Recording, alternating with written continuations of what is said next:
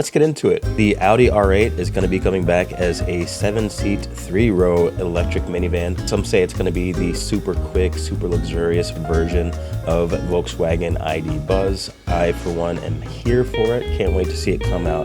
Just kidding. It is probably going to be a turbo V8 that is good for right around 1,000 horsepower. We'll get to more of that a little bit later.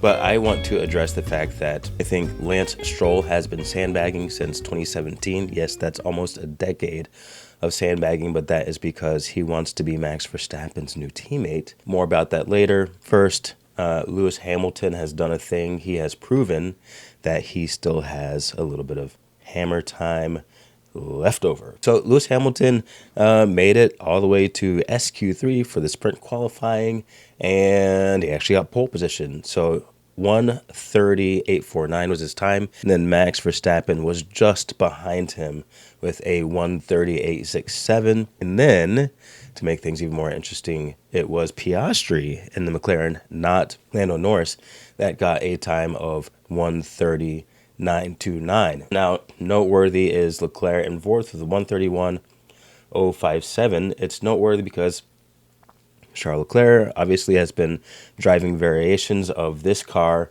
for the last 7 years, or at least it's been part of the family for the last 7 years.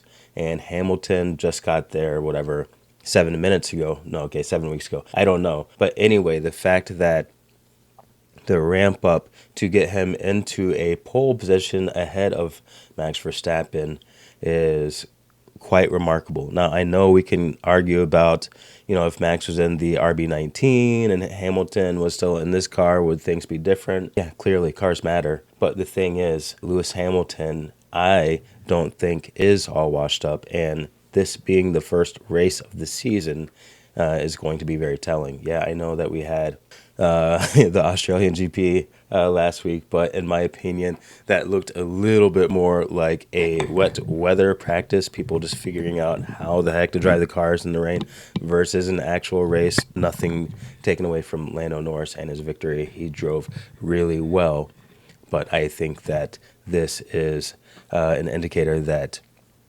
2025 is going to be an extremely exciting season. Now, Lance Stroll, 1:31.742, and Alonso, 1:31.815. Lance Stroll set that in SQ2. Alonso set his time in SQ2. And guess what? Lance Stroll is faster. Lance Stroll finished the race last week.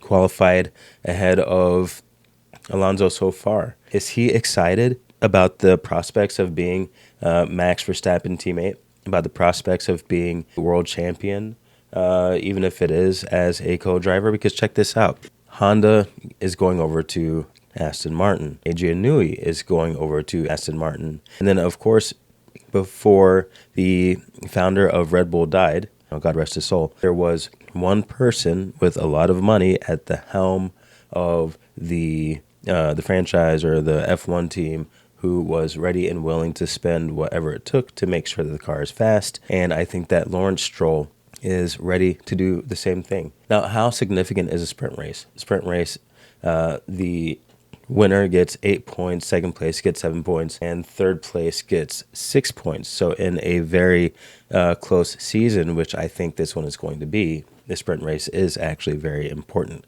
Now, it's a little bit different from a traditional GP race because it is a 30-minute race, which means it is focused more on the dynamic nature of the cars and the drivers versus strategy, which comes in when there are weather changes and tire changes and all that stuff. So I think that this year I'm going to be watching the sprint races just with a little bit more intensity, because it is a good chance to see how the cars and the drivers themselves are really doing. So if Piastri, let's go back up there, if Piastri keeps out qualifying Lando Norris, I believe came in sixth. If Piastri wins the sprint race, if Piastri finishes ahead of Norris or qualifies ahead of Norris, then papaya rules for 2025 are still unsettled. And the same thing for Lewis Hamilton v. Charles Leclerc over at Ferrari. If Lewis Hamilton can keep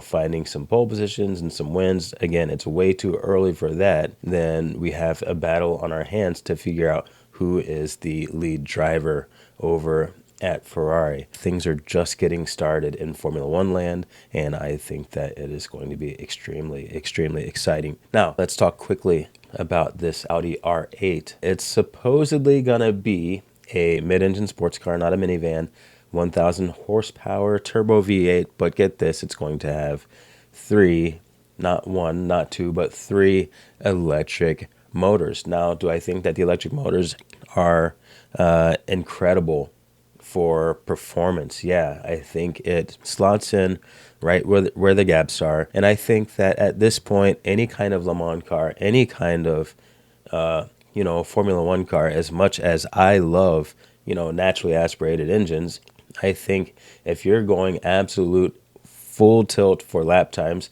yeah, you might want to put a little bit of electric boosting in there to help even out the flat spots where combustion engine is, slightly weaker or down on power. But I think the most successful race car would actually be a hybrid. Now, we're not talking about race cars. We're talking about road cars. And for that reason, I feel like I would skew more toward the Corvette ZR1. It is a twin-turbo V8 that is good for 1,064 horsepower. No electric motors to be found, which means in 20 years from now, if you want to start it up, all you have to do is put some gas in it, and away you go, assuming that gas is still available. Now, the Corvette ZR1 is a sub 10-second car. That is wicked fast. Do I need that kind of speed? Probably not. Would I like to own that kind of speed? Probably. And for that reason, I think for the road car, I would go with the Corvette ZR1. All right, this has been just a random video from the petrol list. Don't forget to like, subscribe, comment. Let me know if you agree with me or disagree with me on any of the things that I said. And I will see you next week after the race. I'm out.